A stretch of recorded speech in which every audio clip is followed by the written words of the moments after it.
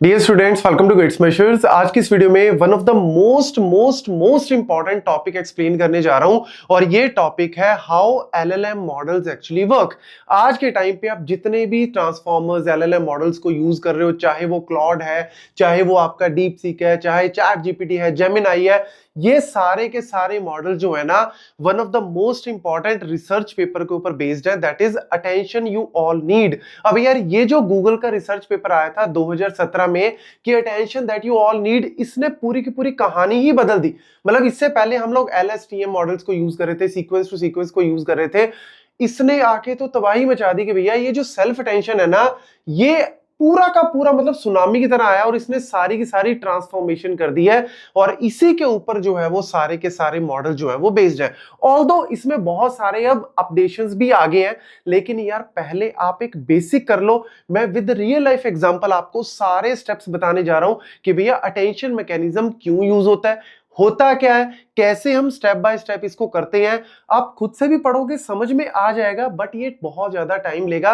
और मैं बोलता हूं हमेशा स्टूडेंट्स को कि रिसर्च करनी चाहिए। हम लोग थोड़ा पीछे चल रहे हैं, थोड़ा नहीं काफी पीछे चल रहे हैं। तो अगर आप इस वीडियो को पूरा देख लोगे ना और सेल्फ अटेंशन को समझ जाओगे, इसके इंट्यूशन को समझ जाओगे, तो फिर आपको बहुत ज्यादा आसानी हो जाएगी। बहुत इजीली तरीके से आपको बताया, इसीलिए लास्ट तक जरूर देखना। बस ये कृपा करना, लास्ट तक देखना। थोड़ा सा भी डाउट आता है, समझ नहीं आता, दोबारा से देखना स्टार्ट करना। मैं बता रहा हूं मक्खन की तरह समझ में आएगा। तो उसके बाद ही बोलूंगा मैं कि लाइक करना, चैनल को सब्सक्राइब करना। पहले आप पढ़ ही लो जी। ये मैंने थोड़े से स्टेप्स पहले लिखे हैं, कुछ नहीं है, बहुत इजी है, डरने की जरूरत नहीं है। सच बता रहा हूं, सबसे आसान तरीके से समझा रहा हूं। सबसे पहले हमारे पास क्या होता है जी, एक सेंटेंस है, एक हमने कोई सेंटेंस लिया, उस सेंटेंस को सबसे पहले हमारा जो एलएलएम मॉडल है, जो हमारा ट्रांसफॉर्मर है, जो जीपीटीज है, ये क्या करते हैं, उसको टोकनाइजेशन, मतलब एक बड़े मॉडल को, आपको पता है यार आपका कंप्यूटर जो है वो इंग्लिश, हिंदी, पंजाबी किसी लैंग्वेज को नहीं समझता, वो एक ही भाषा समझता है, 0 1, मतलब नंबर्स की भाषा को समझता है। और नंबर की भाषा को कन्वर्ट करने के लिए यार आप बड़े बड़े सेंटेंस को चिपका रहे हो, पहले उनको टोकनाइज कर दो, मतलब उनको छोटे छोटे वर्ड्स में डिवाइड कर लो ताकि हम उनको इजीली नंबर्स दे सके। यही है टोकनाइजेशन। तो पहला स्टेप क्लियर है जी। बड़े सेंटेंस को, साथ साथ ये एग्जांपल भी देख लो, बड़े सेंटेंस को मैंने टोकन्स में इस तरीके से डिवाइड कर दिया। तो क्या सेंटेंस लिया, बड़ा इंपॉर्टेंट सेंटेंस है, Ram thanked Shyam because he help. ठीक है, तो ये मेरा सेंटेंस था, इसको मैंने टोकनाइजेशन कर दिया। आई थिंक यहां तक कोई किसी को दिक्कत नहीं होनी चाहिए। दूसरे स्टेप पे आ रहा हूं, स्टेप 1 जी हो गया हमारा। दूसरे स्टेप पे आ रहा हूं, दैट इज वर्ड एम्बेडिंग, मतलब हर एक वर्ड को एक वेक्टर, एक नंबर देना है। अब ये जो नंबर, क्योंकि न्यूरल नेटवर्क हमारा क्या करता है, हर एक चीज को नंबर्स की फॉर्म में कन्वर्ट करता है। अब यार ये जो नंबर्स हैं, हम लोग 2 डायमेंशन, 3 डायमेंशन, मल्टी डायमेंशनल जो है वो नंबर दे सकते हैं। अब आपका जो आज के टाइम पे जीपीटीज, लेटेस्ट जो मॉडल्स यूज कर रहे हो आप, उनमें हो सकता है 1000 डायमेंशन, 4000 डायमेंशन यूज हो रहे हो, लेकिन मैं आपको समझाने के लिए सिर्फ 3 डायमेंशनल जो है वो यूज कर रहा हूं। तो ये देख लो जी, एग्जांपल हमारे पास, Ram thanked Shyam because he help. तो यही था हमारा सेंटेंस, इसको टोकन्स में डिवाइड किया था। तो मैंने ये लो जी 3 डायमेंशनल डेटा ले लिया, मतलब ये मेरा एक्स एक्सिस, ये वाई और ये जेड एक्सिस। ठीक है, तो ये मेरा एक्स एक्सिस है, ये मेरा वाई एक्सिस है, ये मेरा जेड एक्सिस है। तो इस तरीके से 3 डायमेंशन लिया है। कुछ भी हो सकता है ये डायमेंशन, कि भैया ये कोई ह्यूमन है या कोई मशीन है, कोई इमोशंस हो सकते हैं, मतलब हमने सिर्फ 3 डायमेंशन लिए, लेकिन रियल लाइफ में there can be multiple thousands of the dimension. ठीक है, तो यहां पे कुछ वैल्यूज मैंने यहां पे असाइन कर दी हैं। ये वैल्यूज जो है वो एक्चुअल में बताती हैं। यहां पे ना एम्बेडिंग को भी ध्यान से समझना। एम्बेडिंग का मतलब पता है क्या है, कि ये जो वर्ड्स है ना, ये राम थैंक्ड, ये जो वर्ड्स हैं आपस में कितने रिलेटेड है, मतलब इनके जो रिलेशन है वो भी बताता है। जैसे राम और श्याम है, ये दोनों हो सकता है कोई ह्यूमन बीइंग हो, हमें तो पता लग रहा है, लेकिन मशीन ऐसे थोड़ी ना कि राम और श्याम ह्यूमन बीइंग ही होंगे, वो एनिमल भी समझ सकता है, वो कोई मशीन भी समझ सकता है। तो हमने तो यहाँ पे, हमारे दिमाग ने तो ऑब्वियसली इसको पहले लर्न किया हुआ है, लेकिन उसको तो समझाना पड़ेगा। तो हम क्या करेंगे, इन चीजों को, इन वैल्यूज को थोड़ा सा इस तरीके से लेंगे कि यार इनके जो नियरेस्ट, मतलब इनकी जो डिस्टेंस है वो क्या होने चाहिए, थोड़े क्लोजर होने चाहिए। मतलब अगर आप मान के चलो कि कोई ये वैल्यू है मेरी, तो अगर 2 वर्ड्स आपस में रिलेटेड है तो हम उनको थोड़ा नजदीक बनाने की कोशिश करेंगे ताकि इनके मीनिंग को हम समझ सके। अब यहां पे इंपॉर्टेंट कॉन्सेप्ट क्या आता है, ठीक है, हमने सारों को क्या दे दिया जी, एक एक 3 डायमेंशनल जो है वो नंबर दे दिया।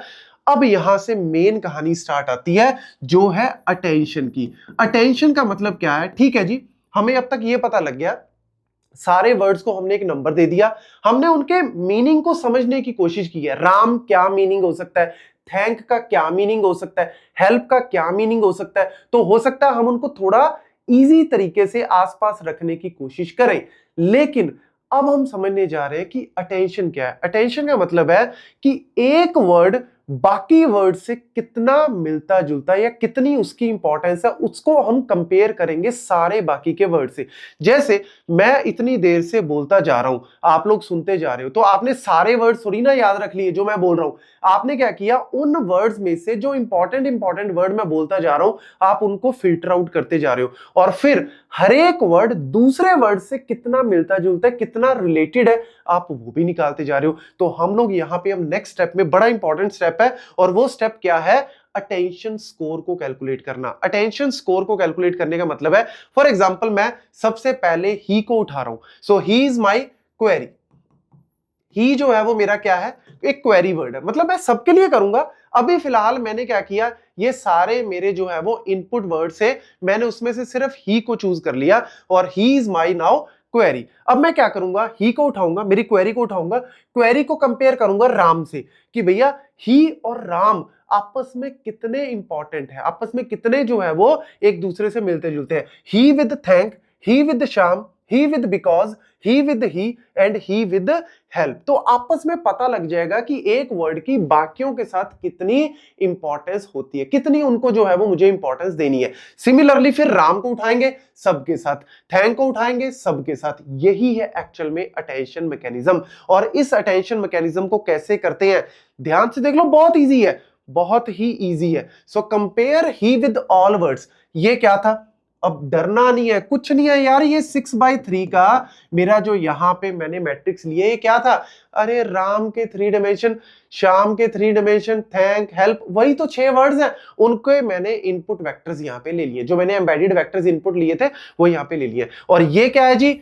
ही क्या है? दिख रहा है, ये ही सेकंड लास्ट वर्ड था ना, तो ही ये रहा, और बाकी सारे। तो मैं ही को कंपेयर करूंगा इससे, ही को कंपेयर करूंगा नेक्स्ट वर्ड से, ही को कंपेयर करूंगा, इस तरीके से मैं करूंगा। तो मैं अगर पता लगाना चाहता हूं कि मेरा एक वर्ड दूसरे वर्ड से कितना रिलेटेड है, क्या उन दोनों के बीच में इंपॉर्टेंस है, उसके लिए हम लोग यूज करते हैं जी डॉट प्रोडक्ट का। और डॉट प्रोडक्ट क्यों यूज करते हैं? अगर मैं ए डॉट बी करूंगा तो ये क्या होता है जी, इस तरीके से ए और बी के बीच में मेरा मल्टीप्लाई और कॉस थीटा। और इसको हम सिंपल तरीके से मेंशन कर सकते हैं, जैसे फॉर एग्जांपल आप ऐसे लगा लो कि जैसे ये मेरा जो है वो ए है, ये मेरा बी है, और इनके बीच में क्या है, मेरा एंगल है थीटा। ठीक है, अब अगर मैं इस एंगल को, जैसे मैं कॉस की वैल्यू को, यहां पे एंगल क्या है, 90 डिग्री ले लूं, ये 90 डिग्री है, परपेंडिकुलर है ए और बी, 90 डिग्री ले लेता हूं। अगर मैं इसमें 90 डिग्री भरूंगा तो क्या आंसर आएगा? 0 हो जाएगा। मतलब ये दोनों आपस में बहुत दूर है, ए और बी आपस में बहुत दूर है, इनके आपस में कोई ज्यादा बनती नहीं है।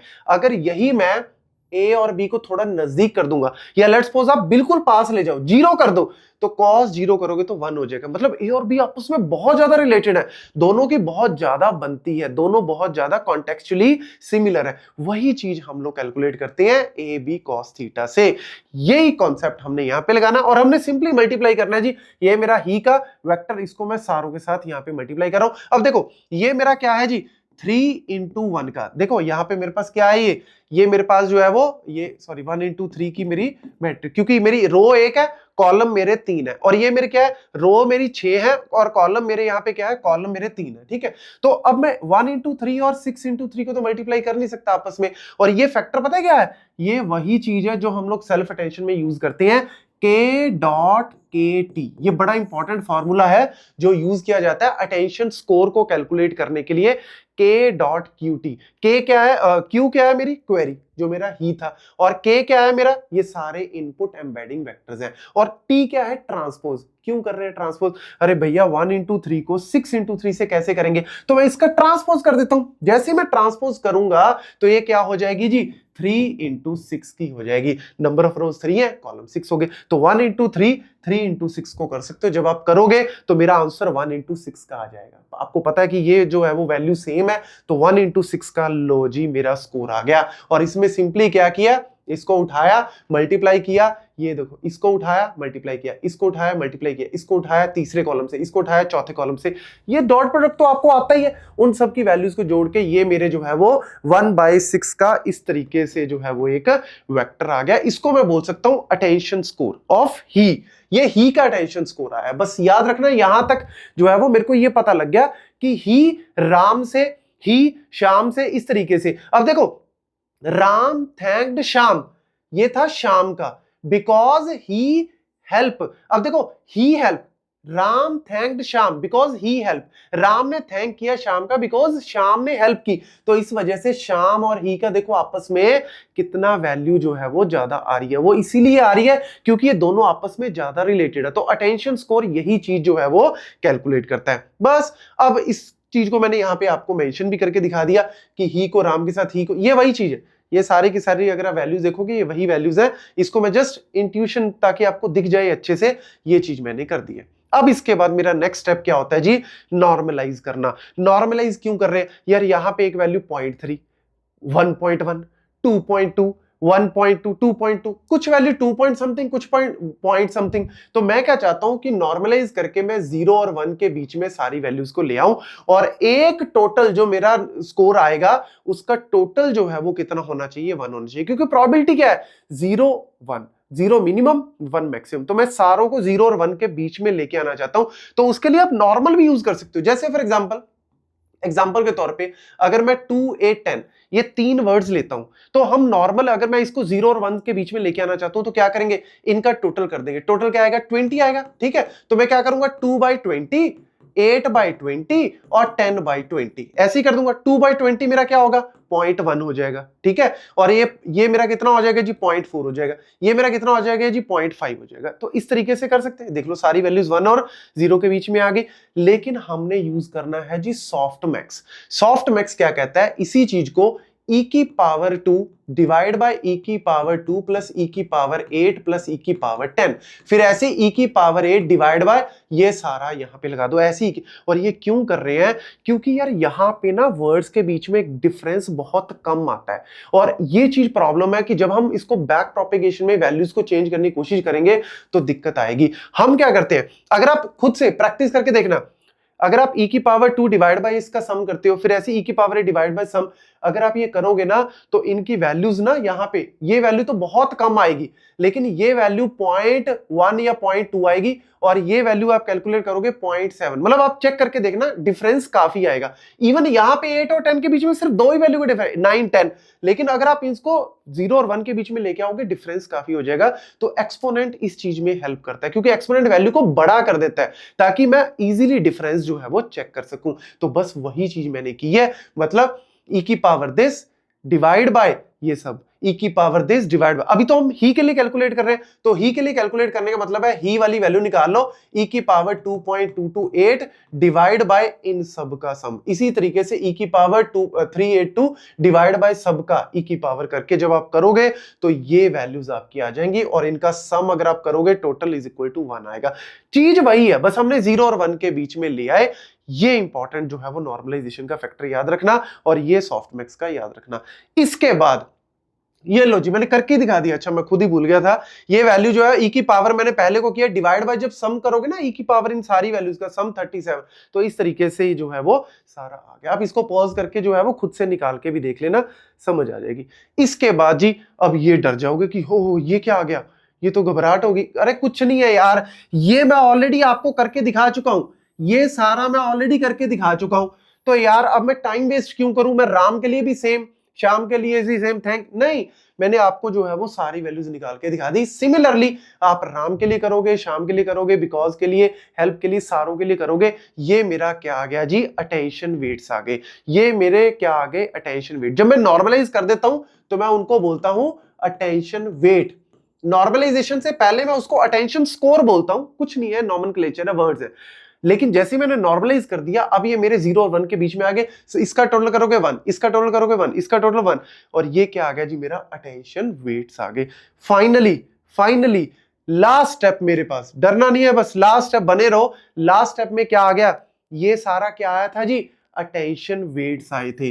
अटेंशन वेट्स मतलब क्या बता रहे हैं? इंपॉर्टेंस बता रहे हैं। इंपॉर्टेंस मतलब एक तरह से आप ऐसे लगा लो, यहाँ पे राम है, यहाँ पे भी राम, जैसे राम थैंक्ड श्याम, ऐसी राम थैंक्ड श्याम, तो आपको पता लगेगा राम राम से, राम इससे, सबकी अटेंशन पता लग जाएगी, सबकी इंपॉर्टेंस पता लग जाएगी। इंपॉर्टेंस को फाइनली मल्टीप्लाई कर दो, डॉट प्रोडक्ट कर दो, किसके साथ? इनपुट के साथ।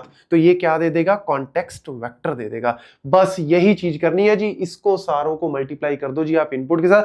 ये भी डोंट वरी कि अब आप घबराओगे कि सर ये तो 6/6 की है और ये मेरी 6/3 की है, तो आउटपुट मेरी क्या आनी चाहिए? 6/3 की आनी चाहिए। बिल्कुल ठीक है जी, 6/3 की आ जाएगी, लेकिन डोंट वरी, मैं आपको एक करके दिखा देता हूं, ही वाला पूरा करके दिखाऊंगा। लो जी, फाइनल स्लाइड है जी। ही वाला मैंने क्या किया? सेम भाई 0.040, अरे देख लो यार, यही चीज है, ये रहा ही वाला, ये रहा ही वाला। क्लियर है? अब क्या किया जी? ये ही वाला 0.040 multiply with this, then 0.083 multiply with this, then 0.0 this multiply with this. अरे यार ये तो सिंपल मल्टीप्लीकेशन आती है आपको, शू एंड शू मल्टीप्लाई किया और सबका टोटल कर लिया। फिर उसके बाद ये तो एक्स एक्सिस की वैल्यू आएंगी, फिर वाई एक्सिस के लिए शू एंड शू, सबको मल्टीप्लाई और फिर सबका टोटल कर लिया। ये वाई एक्सिस आ जाएगा, फिर जेड एक्सिस के लिए शू एंड लास्ट वाला, इन सबको मल्टीप्लाई एक एक करके, सबको डॉट और फिर उसका सम कर दिया जी। लो जी, फाइनली मेरे पास जो है वो ये आ गया, ये मैंने आपको दिखा भी दिया। ये फाइनली मेरे पास जो है वो ही का कॉन्टेक्स्ट वेक्टर आ गया। इसी तरीके से आप राम का, श्याम का, सबका करोगे तो 6/3 का आपको इस तरीके से पूरा का पूरा कॉन्टेक्स्ट वेक्टर आ जाएगा। ये कॉन्टेक्स्ट वेक्टर अब बता रहा है कि सारे वर्ड्स का मीनिंग आपस में और सारे वर्ड्स की एक दूसरे के साथ इंपॉर्टेंस, यही है अटेंशन मैकेनिज्म। बस इसको पहले अच्छे से समझ लो। इन केस हो सकता है भाई सालों साल की मेहनत है, सालों साल गूगल के इतने बड़े बड़े रिसर्चर्स ने काम किया है, मैं उनके सामने कुछ भी नहीं हूं, लेकिन मैंने एग्जाम्पल के तौर पे आपको जस्ट इस चीज को एक्सप्लेन करने की कोशिश की है कि कैसे ये सिमिलर चीज जो है वो होती है। इसको एक बार अच्छे से देख लेना, कहीं पे भी दिक्कत है स्नैपशॉट लेके आप खुद से भी करके देखना, सेम चीज आप खुद से भी करके देखना, आपको बहुत मजे से समझ में आने वाली है। ये है जी पूरे के पूरे स्टेप्स, और जनरेट कॉन्टेक्स्ट वेक्टर तक मैंने आपको करके दिखा दिया। अब इसी के बाद जो हम नेक्स्ट करेंगे उसमें कुछ नहीं है, बस अटेंशन वाले में, सेल्फ अटेंशन में एक छोटा सा ऐड क्या कर दिया, हम लोग 3 चीजों पे काम करते हैं। ऑलरेडी मैंने करके दिखा दिया, क्यूरी, ये जो क्वेरी थी, क्वेरी करके दिखाई थी ना, ही मेरे क्वेरी है, क्वेरी को मल्टीप्लाई करते हैं हम, वही सेम, वो भी मैंने आपको करके दिखा दिया। और फाइनली मैंने वेक्टर से जो वैल्यू थी लास्ट में उससे भी मल्टीप्लाई किया था, वही चीज आपको जो है वो अलग से सेल्फ अटेंशन में भी करके दिखा दूंगा। उसमें बस हम लोग एक्स्ट्रा वेट्स लेते हैं जो कि स्टार्टिंग में अनट्रेन्ड होते हैं, फिर उनको हम लोग ट्रेन करते हैं बाय बैक प्रोपेगेशन, वो हम नेक्स्ट वीडियो में करेंगे, लेकिन पहले ये बहुत ज्यादा जरूरी है। Thank you.